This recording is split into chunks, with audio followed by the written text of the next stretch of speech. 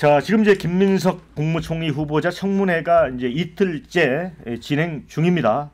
첫날은 예상대로 김 후보자의 소득 지출 불균형에 대해서 야당 의원들이 포화를 쏟았습니다. 5년간 수입은 5억 원, 그런데 지출은 13억 원 아니냐. 초과분인 8억 원의 출처가 불분명하다. 특히 현금소득 6억 부분의 출처를 추궁을 했습니다. 자료 대신에 이제 청문회에서 밝히겠다고 김민석 후보자가 쭉 이 얘기를 해왔었는데 이렇게 이 얘기를 했습니다. 8억 원 중에 2억 원은 전처가 부담했다. 그리고 6억 원은 경조사비와 출판 기념회로부터 받았고 2억 원은 처가로부터 지원받았다는 겁니다.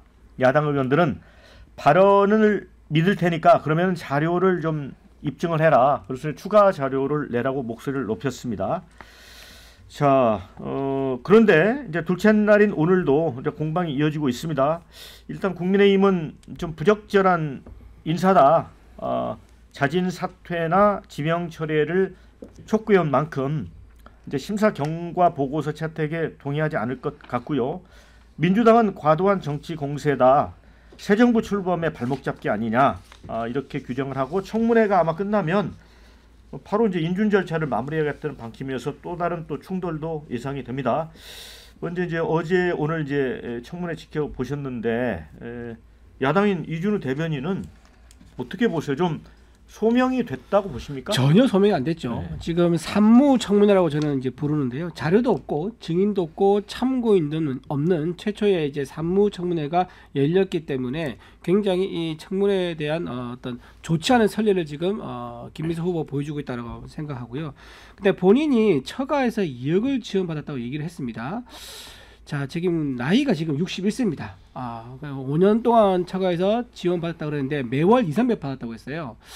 자, 본인이 국회의원에서 월급 받았습니다. 월급이 900만 원 정도 되고요. 본인 또 부인이 또 빵집을 운영했습니다. 그러니까 본인도 매월 900을 벌고 부인도 빵집을 운영하면서 또 소득이 났을 거 아닙니까? 그럼에도 불구하고 처가 장모님 집에서 매월 2, 300을 받았다?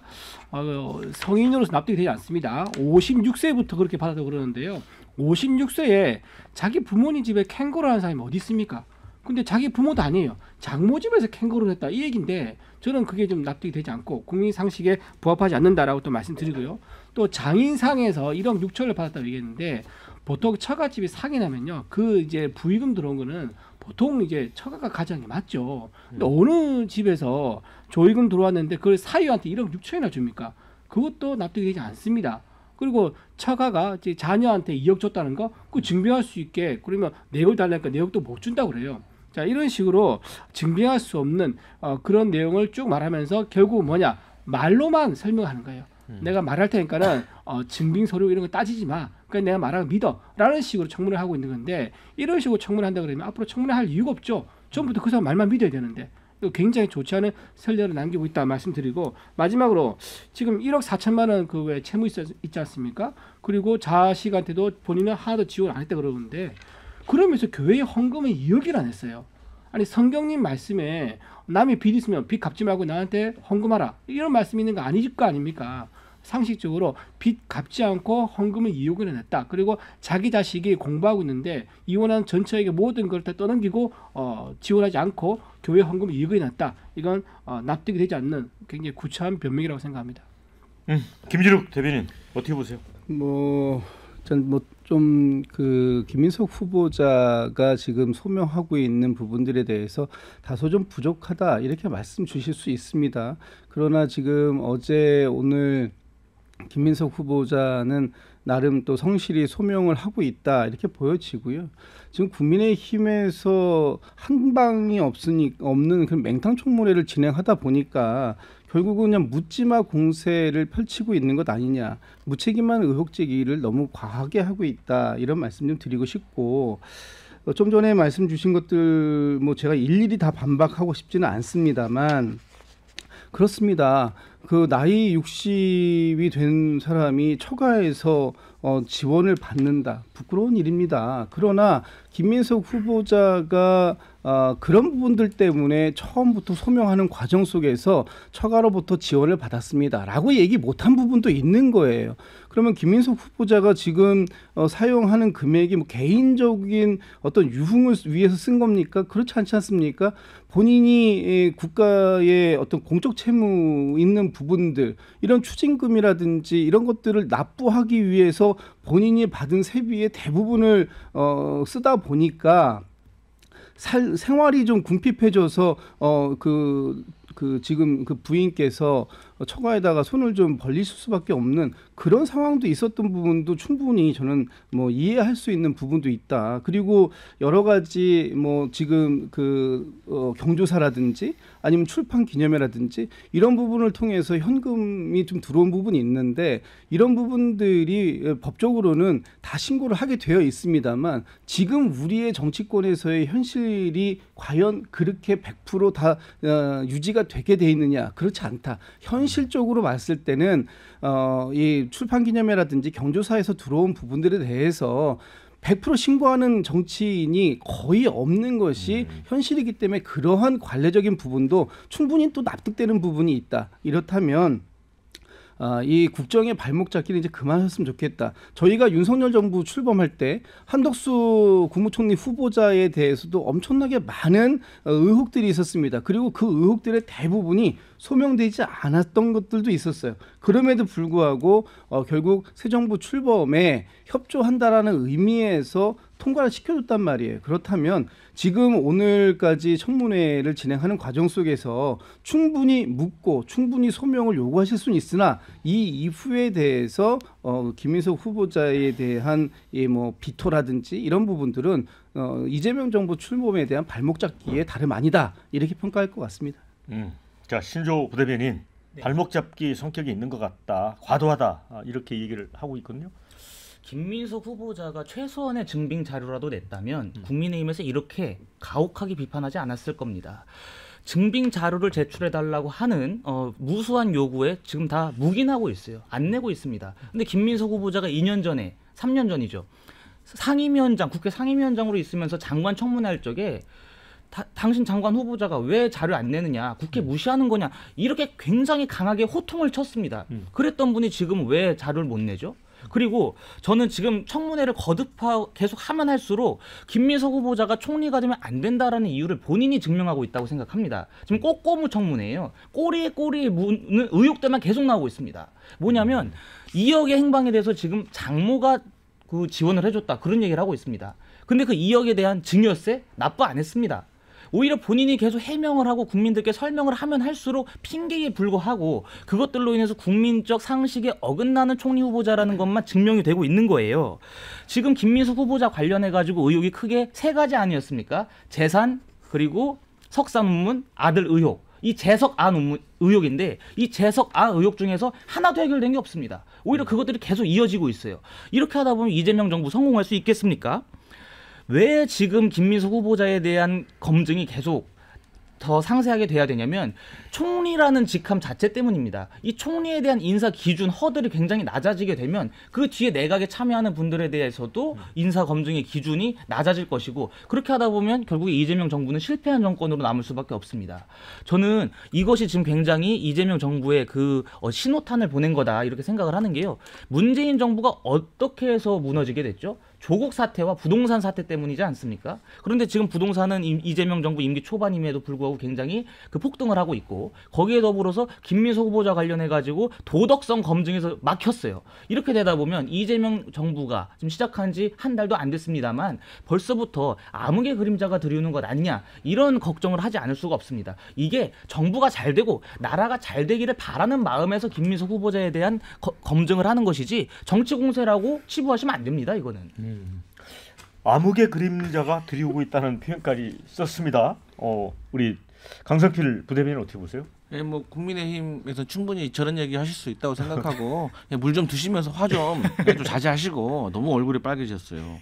근데 이제 문재인 정부 실패까지 얘기를 해주셨는데 좋습니다. 근데 왜 그러면 윤석열 정부에서 29번의 국회 동의 없이 인사청문회 후보자들 강행한 건 얘기를 안 하시는 거예요. 그리고 석사 논문이라고 얘기를 하셨는데 이 석사 논문, 그러니까 김민석 후보자의 석사 논문이 잘못된 것이다? 그럼 뭐 이게 입시 비린 거예요? 아니면 뭐 논문 표절인 겁니까? 그건 아니잖아요. 그러니까 청와대에서 어쨌든 김민석 후보자의 학업 내용에 대해서 인정을 했기 때문에 학위를 준 거 아니겠습니까? 그리고 이제 비행 항공 내역과 관련해서 이제 오기가 있었던 것에 대해서 좀 지적을 하시는 것 같은데 저는 그 부분에 있어서는 실무자의 실수가 있었기 때문에 그 부분은 겸손하게 저는 실수를 인정해야 된다고 생각하고 보다 명확한 자료를 제출할 수 있으면 해야 된다고 생각을 합니다.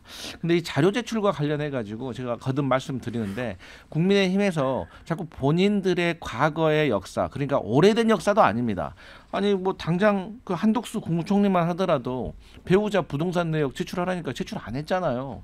그리고 김현장에서 4년 동안 축복받은 내역 말하라니까 제대로 해명 안 했잖아요. 황교안 국무총리 1년 동안 그 법조인 퇴직하고 6억 받았잖아요. 그거 제대로 해명 안 했잖아요. 그런 거에 비하면 김민석 후보자 같은 경우는 통장에 지금 2억 1,500만 원이 있거든요. 근데 그중에 1억 4,800만 원은 정치 자금이에요. 그럼 실제로 본인 돈은 6천만 원 정도밖에 안 돼요.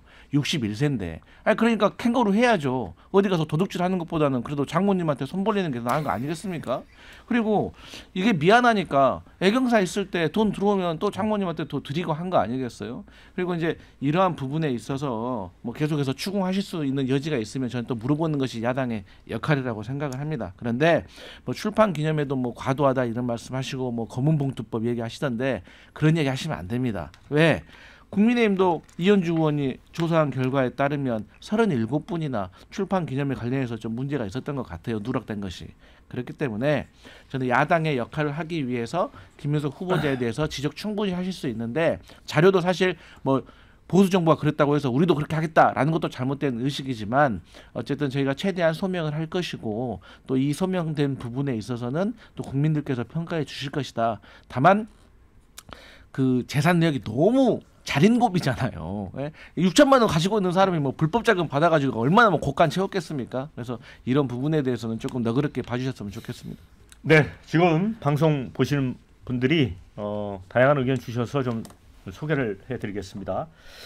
증인 참고인도 없는 청문회 진풍경이다, 이런 의견 주셨고요. 국무총리 후보로 나온 사람이 왜 말끔하게 해명을 못할까? 자료 제출은 왜 안 하는 건가? 이런 의견 주셨고요. GDP 대비 국가 채무 비율 물었더니 48%를 20, 30%라고 답하더라. 보는 사람 얼굴이 화끈거렸다. 이런 의견. 자, 장모에게 생활비 지원 받은 돈으로 교회에 2억을 헌금한 건가? 물음표. 이런 의견 주셨습니다. 반면에 공격을 당할수록 김민석 후보는 강해지는 것 같다. 이런 의견. 청문회 보고 생각이 달라졌다. 김민석님 응원합니다. 이런 의견도 있습니다. 김민석 후보자 솔직하고 인간적이더라, 이런 의견도 있습니다. 번 돈 소명하라고 문재인 사위 월급 2탄이네. 주진우나 소명해라, 이런 의견도 주셨어요. 이제 그만 물고 늘어져라. 어차피 될 사람이다. 이런 의견도 주셨습니다. 저는요, 그 방금 이제 한덕수 이제 전 총리 후보자가 법무법인에서 받은 그 월급에 대해서 과하다, 이제 이런 문제하고, 그다음에 김민석 후보가 불법 정치 자금을 의심되는 8억 원 받은 가구로 완전히 차원이 다른 문제다. 합법적으로 금액이 과한 거, 이거는 도덕적인 문제가 될 수 있는 겁니다. 근데 8억이라는 것을 불법 정치라고 받았다는 의혹이 있다는 것은 이건 형사법적으로 굉장히 위험한 상황인 거죠. 그래서 이거를 검증을 해서 의혹을 풀고 가자라고 한 거고요. 그리고 또 하나, 처갓집에서 받은 돈에 대해서 너무 뻔뻔하게 얘기하는데, 처갓집이 무슨 현금 자판기도 아니고요. 나이가 이제 60이 다 되신 분이고 본인은 900, 그다음 부인도 빵집 하면서 그러면 최소한 1,500 정도는 매월 수익이 났을 거란 얘기예요. 그럼에도 불구하고 2,300을 계속 매달 받았다고요? 제가 보기엔 처갓집에서 돈 지원받은 거 아니었던 것 같아요. 아니었던 것 같은데 본인이 비어있는 설명할 수 없는 현금에 대해서 설명 억지로 해야 되다 보니까 처갓집 증빙을 할 수 없는 처갓집을 끌어들여서 설명했던 게 아니겠는가, 스스로 캥거루다라고 이제 자청할 그런 나이 60 먹은 사람이 어디 있겠습니까? 제가 보기엔 그렇게 보이고요. 또 청와대 방금 말씀하신 거, 총 그때 학기가 2학기거든요. 1년 동안 2학기인데 이게 총 28주가 돼요. 수업 듣는 게. 근데 제가 출국 기록을 따져봤더니 28주 중에서 중국에 나갔다 온 게 7주밖에 없어요. 그렇다면 나머지 4분의 3은 뭡니까? 그러니까 이 최소한 학점을 따려면 24회, 정 23회 이상으로 수업을 들어야지 출석을 해야지 학점을 받을 수 있는데 7주밖에 안 갔다. 4분의 3을 통으로 결석했는데 학위가 나왔다. 이것은 누군가 대리로 출석했다는 의미일 수밖에 없는 거고 또 반도자, 배신자라고 하는 그런 용어를 쓴 것도 굉장히 지금 물어보니까 또 이제 안 쓰겠다라고 했거든요. 그럼 지난번에는 북에서 나온 사람들을 배신자라고 자기가 생각해왔다는 걸 인정한 꼴 아니겠습니까? 그런 분 국무총리로서 매우 부적절하다 생각합니다. 네. 자 이제 캥거루 그 부분하고 칭화대 학위 논란과 관련해서 우리 강성진 부대변인 반론 듣고 네. 어, 짧게 하겠습니다. 말씀드릴게요. 이제 국회의원 월급 뭐 보통 한 900에서 1000만 원 되잖아요. 근데 김은석 후보자가 지난 5년 동안 계속해서 최소 500에서 많게는 700만 원 정도의 추징금을 갚았던 사람인 겁니다. 그러니까 여기에 대해서는 좀 인정을 해 주셔야 돼요.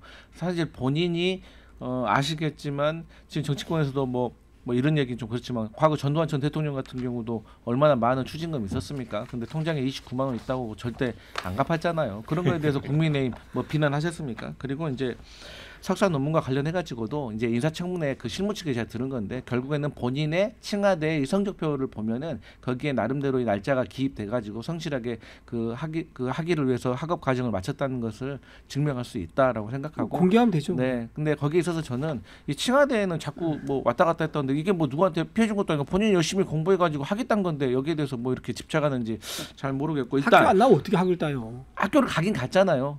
그 21회 그 항공 내역도 제출을 했잖아요. 그러니까 7주밖에 안 가서 7번밖에 수업 안 그러니까 했어요. 그것은 7주가 됐든 10주가 됐든 28주가 됐든 그건 학교에서 교수님이 뭐라고 할 일이지 거기에 대해서 뭐 불법이다 이런 문제는 아닌 거잖아요. 그러니까 그 부분에 있어서는 납득할 수 없는 분도 있고 납득하실 분도 있을 거다. 그래서 거기에 있어서는 또 충실하게 설명하면 좋겠다 이런 생각을 합니다. 네, 자 진지하게 답하는 것만으로 국무총리 자격 충분하다고 본다 이런 의견도 주셨고요.